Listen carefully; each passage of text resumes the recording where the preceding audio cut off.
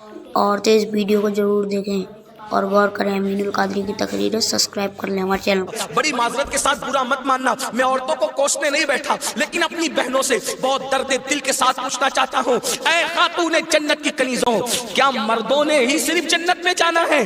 عورتوں نے جنت میں نہیں جانا؟ تمہاری محرومی کی حد ہے میری بہنوں کہ تمہارے قدموں کے نیچے جنت ہے۔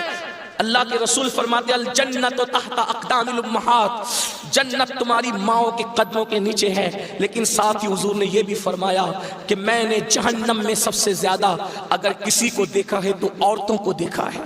آج بیٹیوں کا حال یہ ہے، اب بیٹیاں قرآن کہاں یاد کرتی ہے، اب بیٹیاں حدیث کہاں یاد کرتی ہے، اب بیٹیاں دین کہاں پڑھتی ہے؟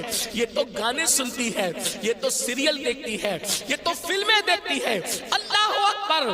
قوم کی جو بیٹی بالغ ہونے سے پہلے سیریلوں میں بھاگنے اور بھگانے کے مناظر دیکھے گی، قوم کی جو بیٹی جوانی کی دہلیز پر قدم رکھ کر فلموں میں زنا کے مناظر دیکھے گی، پھر وہ گندگی نہیں کرے گی تو کیا کرے گی؟ وہ جرائم نہیں کرے گی تو کیا کرے گی؟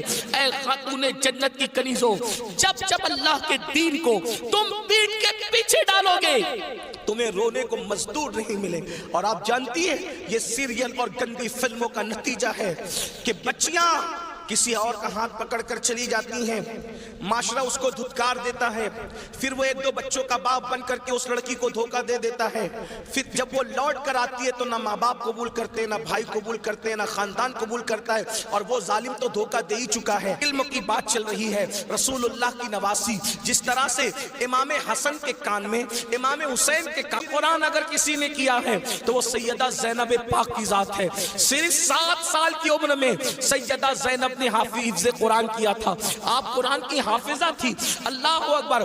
آپ کو حیرت نہیں ہونی چاہیے، اللہ اللہ، سیدہ زینب نے صرف 7 سال کی عمر میں قرآن کا حفظ کیا ہے، اور قرآن کی اکثر صورتیں آپ نے اپنی امی سیدہ فاطمہ کے ذریعے سے حفظ کیا ہے۔ اللہ اکبر! اور قرآن کا سب سے پہلے درس دینے کا کام کوفہ کی سرزمین پر سیدہ زینب نے کیا ہے۔ یہ رسول اللہ کا خاندان ہے۔ ام المومنین سیدہ عائشہ صدیقہ وہ خاتون ہے کہ اللہ اکبر، عورتوں میں سب سے زیادہ اگر کوئی حدیث روایت کر رہا ہے تو وہ سیدہ عائشہ صدیقہ کی ذات ہے۔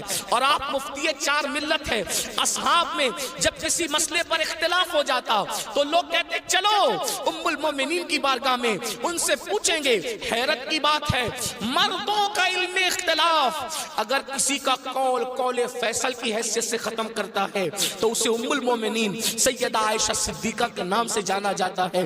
یہ علم ہے، یہ عورتوں کے پاس علم ہے۔ اسی طریقے سے اللہ اکبر، امام جعفر صادق کی بہو ہے، امام جعفر صادق کی بہو ہے، یعنی امام حسین کے خاندان کی بہو اور امام حسن کے خاندان کی بیٹی، ان کو دنیا نفیسۃ العلم کہتی ہے، اور ان کو نفیسہ مصری بھی کہا گیا ہے۔ یہ اپنے شوہر کے ساتھ مدینہ منورہ سے ہجرت کر کے مصر آ گئی تھی، اور جب مصر آئی ہے اور امام جعفر صادق کے علم کی خیرات جب بانٹنے کے لیے بیٹھی ہیں تو میری بہنوں آپ کو حیرت ہوگی، حضرت نفیسۃ العلم جسے نفیسہ مصری کہتے ہیں، جب پردے میں بیٹھ کر لوگوں کو قرآن و حدیث کا علم دیتی تو پردے کے پیچھے بیٹھ کر علم حاصل کرنے کے لیے مجتہد مطلق حضرت سیدنا امام شافعی جیسے لوگ آیا کرتے تھے اور ان سے علم حاصل کیا کرتے تھے۔ یعنی ہمارے یہاں اسلام میں عورتیں ایسی تھی کہ اتنے بڑے بڑے مرد جو ہے عورتوں کے پاس آ کر کے اسلام حاصل کرتے تھے، علم دین حاصل کرتے تھے، اسلام کا علم حاصل کرتے تھے۔ پردے کے پیچھے سے گویا کہ نفیسۃ العلم نے، نفیسہ مصری نے ام المومنین سیدہ عائشہ صدیقہ کی یاد کو تازہ کر دیا تھا۔ میری بہنوں آج وہ کہاں گیا معاملہ؟ آج تو عورتوں کا مطلب زیورات سے محبت، عورتوں کا مطلب نئے کپڑوں سے محبت، عورتوں کا مطلب شادیوں میں شرکت سے محبت، عورتوں کا مطلب بازار میں گھومنے سے محبت، عورتوں کا مطلب جو وہ فلموں سے محبت۔ عورتوں کو دین سے تعلق کیا رہ گیا؟ بڑی معذرت کے ساتھ برا مت ماننا، میں عورتوں کو کوسنے نہیں بیٹھا، لیکن اپنی بہنوں سے بہت درد دل کے ساتھ پوچھنا چاہتا ہوں، اے خاتون جنت کی کنیزوں، کیا مردوں نے ہی صرف جنت میں جانا ہے؟ عورتوں نے جنت میں نہیں جانا؟ مجھے بتاؤ کیا کر رہی ہو اپنے دین کے لیے، کیا کر رہی ہو اپنے اسلام کے لیے؟ تمہاری محرومی کی حد ہے میری بہنوں کہ تمہارے قدموں کے نیچے جنت ہے۔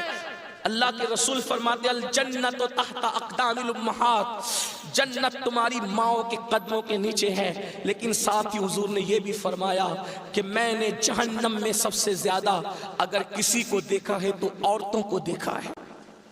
مجھے بتاؤ، آج نماز سے کوسوں دوری، مذہب سے کوسوں دوری، اس لیے جامعۃ المصطفیٰ کا قیام اس لیے عمل میں آیا ہے تاکہ بھولے ہوئے سبق کو یاد دلایا جا سکے، بھولے ہوئے سبق کو یاد دلایا جا سکے، بچیوں کو علم کا زیور دیا جا سکے، بچیاں علم حاصل کریں، پرانا دور دہرائیں، پرانی تاریخ یاد دلائیں۔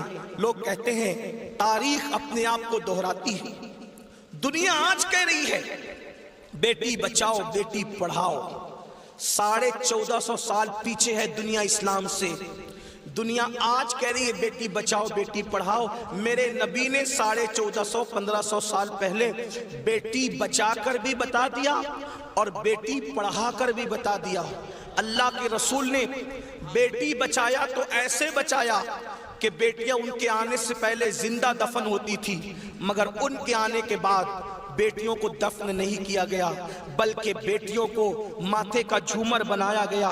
اگر آج دنیا میں کوئی بھی مذہب کا آدمی بیٹی چومتا ہے تو یہ صدقہ ہے مصطفیٰ جان رحمت کی آمد کا، یہ میلاد مصطفیٰ صلی اللہ علیہ وآلہ وسلم کا صدقہ ہے۔